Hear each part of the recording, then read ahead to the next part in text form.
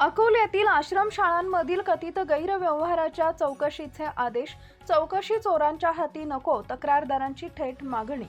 अकोला जिल्ह्यातील काही आश्रमशाळांमध्ये कथित आर्थिक गैरव्यवहार, बोगस विद्यार्थी संख्या दाखवणे, विद्यार्थ्यांच्या मूलभूत सुविधांमधील गंभीर त्रुटी तसेच शासन निधीचा कथित गैरवापर झालेल्या तक्रारींची दखल घेत अमरावती येथील इतर मागास बहुजन कल्याण विभागाचे प्रादेशिक उपसंचालक विजय चाकुलकर यांनी 22 जुलै रोजी चौकशीचे आदेश दिल्यानं संपूर्ण विभागात एकच खळबळ उडाली आहे.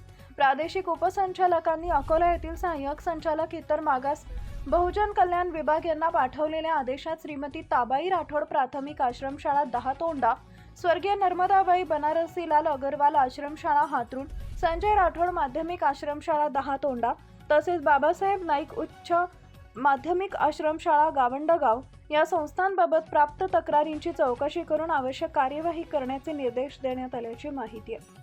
तक्रारीनुसार संबंधित आश्रमशाळांमध्ये विद्यार्थी संख्या फुगवून दाखवणे, शासनाच्या अनुदानाचा कथित गैरवापर, विद्यार्थ्यांना मिळणाऱ्या सुविधा अपुरा ठेवणे तसेच विविध आर्थिक अनियमितता झाल्याचा आरोप करण्यात आला आहे. या आरोपांची सत्यता चौकशीनंतरच स्पष्ट होणार असली तरी चौकशीचे आदेश निघाल्यानं संबंधित संस्थांमध्ये आणि विभागात मोठी चर्चा सुरू झाली आहे. दरम्यान पिंजर येथील तक्रारदारानं चौकशीच्या प्रक्रियेवरच प्रश्नचिन्ह उपस्थित केले. संबंधित तक्रारदाराचं म्हणणं आहे की ज्या विभागावर देखरेखीची जबाबदारी होती त्याच विभागाच्या स्थानिक अधिकाऱ्यांकडे चौकशी सोपवणं योग्य ठरणार नाही.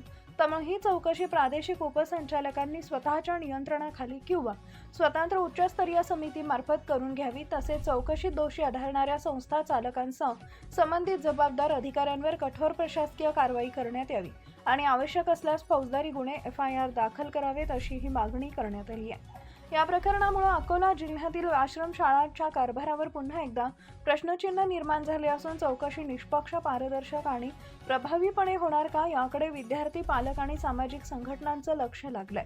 चौकशी अहवालात नेमकं काय निष्पन्न होते आणि शासन दोषींवर कोणती कारवाई करते याकडे आता सर्वांचं लक्ष केंद्रित झालंय. प्रदीप गावंडे, अकोला जिल्हा प्रतिनिधी तथा कार्यकारी संपादक, अकोला, धुमाकूळ, महाराष्ट्र न्यूज नेटवर्क.